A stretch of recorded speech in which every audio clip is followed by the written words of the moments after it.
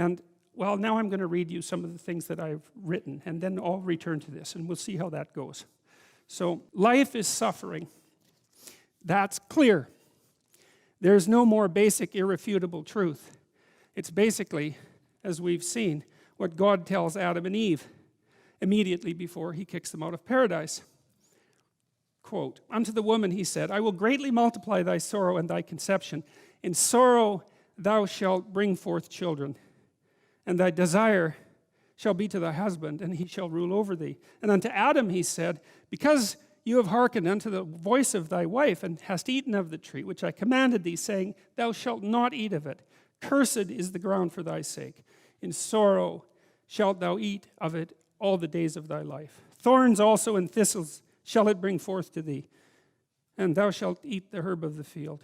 By the sweat of your brow you will eat your food until you return to the ground, since from it you were taken. For dust you are, and to dust you will return." Rough. You know, and we've associated that with Adam and Eve's eyes opening and them becoming self-conscious and discovering the future and becoming fully aware and falling into history. And it seems to me to be a very realistic existential portrayal of the predicament of humankind. What in the world should be done about that? The simplest, most obvious, and most direct answer: pursue pleasure. Follow your impulses. Live for the moment. Do what's expedient. Lie, cheat, steal, deceive, manipulate. But don't get caught in an ultimately meaningless universe. What possible difference could it make? And this is by no means a new idea. The fact of life's tragedy and the suffering that is part of it has been used to justify the pursuit of immediate selfish gratification for a very long time. You know, even reading Jung, he often writes as if before the rise of the conflict between religion and science, and which culminated, say, in Nietzsche's pronouncement about the death of God, that people lived ensconced quite safely within a religious conceptualization that imbued their life with meaning, and that was just the state of reality, you know. But there's ancient writings that makes it quite clear that the crises of faith that characterize, say, modern people were certainly far from unknown in the past. And here's one of those writings. This is from Wisdom 2, the Revised Standard Version. "Short and sorrowful is our life, and there is no remedy when a man comes to his end, and no one has been known to return from Hades. Because we were born by mere chance, and hereafter we shall be as though we had never been. Because the breath in our nostrils is smoke, and reason is just a spark kindled by the beating of our hearts. When it is extinguished, our body will turn to ashes, and our spirit will dissolve like empty air. Our name will be forgotten in time, and no one will remember our works. Our life will pass away like the traces of a cloud and be scattered like mist that is chased by the rays of the sun and overcome by its heat. For our allotted time is but the passing of a shadow, and there is no return from our death, because it is sealed up, and no one turns back. Come, therefore, let us enjoy the good things that exist, and make use of the creation to the full, as in youth. Let us take our fill of costly wines and perfumes, and let no flower of spring pass us by. Let us crown ourselves with rosebuds before they wither. Let none of us fail to share in our revelry. Everywhere let us leave signs of enjoyment, because this is our portion, and this is our lot. Let us oppress the righteous poor man. Let us not spare the widow, nor regard the gray hairs of the aged. But let our might be our right, for what is weak proves itself to be useless."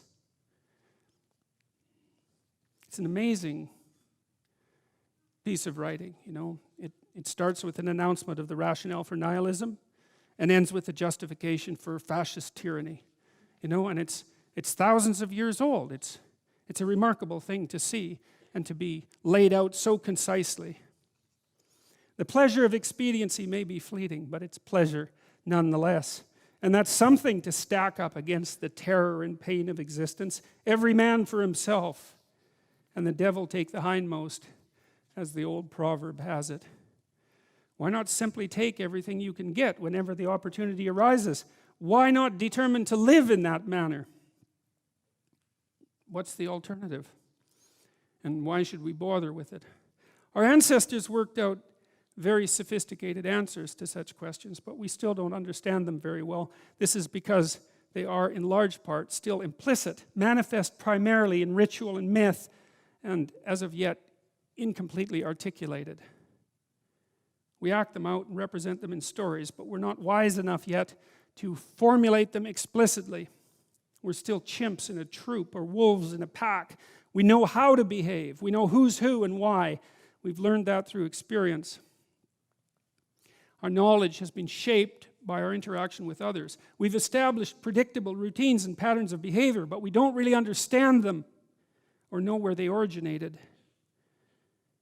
They've evolved over great expanses of time. No one was formulating them explicitly, at least not in the dimmest reaches of the past, even though we've been telling each other how to act forever. One day, however, not so long ago, we woke up. We were already doing, but we started noticing what we were doing. We started using our bodies as devices to represent their own actions. We started imitating and dramatizing. We invented ritual. We started acting out our own experiences. Then we started to tell stories. We coded our observations of our own drama in those stories. In this manner, the information that was first only embedded in our behavior became represented in our stories. But we didn't, and we still don't understand what it all meant. The biblical narrative of paradise and the fall is one such story, fabricated by our collective imagination, working over the centuries. It provides a profound account of the nature of being and points the way to a mode of conceptualization and action well matched to that nature. In the Garden of Eden, prior to the dawn of self-consciousness, so goes the story, human beings were sinless.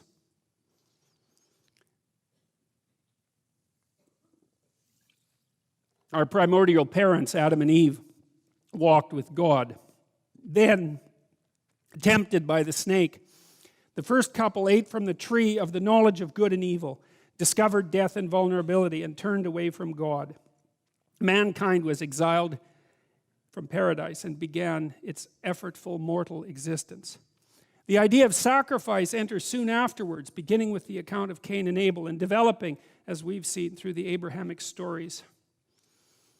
After much contemplation, struggling humanity learns that God's favor could be gained and his wrath averted through proper sacrifice, and also that bloody murder might be motivated among those unwilling or unable to succeed in this manner. When engaging in sacrifice, our forefathers began to act out what would be considered a proposition if it were stated in words, that something better might be attained in the future by giving up something of value in the present. Recall, if you will, that the necessity for work is one of the curses placed by God upon Adam and his descendants in consequence of original sin. Adam's waking to the fundamental constraints of his being, his vulnerability, his eventual death, that's equivalent to the discovery of the future. The future. That's where you go to die. Hopefully not too soon. Your demise might be staved off through work, through the sacrifice of the now to benefit later. It is for this reason, among others, no doubt, that the concept of sacrifice is introduced in the biblical chapter immediately following the drama of the fall. There's little difference between sacrifice and work. They're also both uniquely human. The God of Western tradition, like so many gods, requires sacrifice. We've already examined why, but sometimes he goes even further. He demands not only sacrifice, but the sacrifice of precisely what is loved best. This is most starkly portrayed and most confusingly evident in the story of Abraham and Isaac. Abraham, beloved of God, long wanted a son, and God promised him exactly that after many delays and under the apparently impossible conditions of old age and a long barren wife. But not so long afterward, when the miraculously born Isaac is still a child, God turns around and in apparently barbaric fashion demands that his faithful servant offer his son as a sacrifice. The story ends happily. God sends an angel to stay Abraham's obedient hand and accepts a ram in Isaac's stead. That's a good thing. but it doesn't really address the issue at hand. Why was God's going further necessary? Why does life impose such demands? We'll start our analysis with a truism. Stark, self-evident, and understated. Sometimes things do not go well. That seems to have much to do with the terrible nature of the world, with its plagues and its famines and its tyrannies and its betrayals. But here's the rub. Sometimes when things are not going well, it's not the world that it's the cause. The cause is instead that which is most valued. Why? Because the world is revealed to an indeterminate degree through the template of your values. If the world you are seeing is not the world you want, therefore, it's time to examine your values. It's time to rid yourself of your current presuppositions. It's time to let go. It might even be time to sacrifice what you love best so that you can become who you might become instead of staying who you are. Something valuable given up ensures future prosperity. Something valuable sacrificed pleases the Lord. What is most valuable and best sacrificed? Or what is at least emblematic of that? A choice cut of meat, the best animal in a flock, a most valued possession. What's above even that? Something intensely personal and painful to give up. That's symbolized, perhaps, in God's insistence on circumcision as part of Abraham's sacrificial routine. What's beyond that? What pertains more closely to the whole person rather than the part? What constitutes the ultimate sacrifice for the gain of the ultimate prize? It's a close race between child and self. The sacrifice of the mother offering her child to the world is exemplified, for example, by Michelangelo's great sculpture, the Pieta.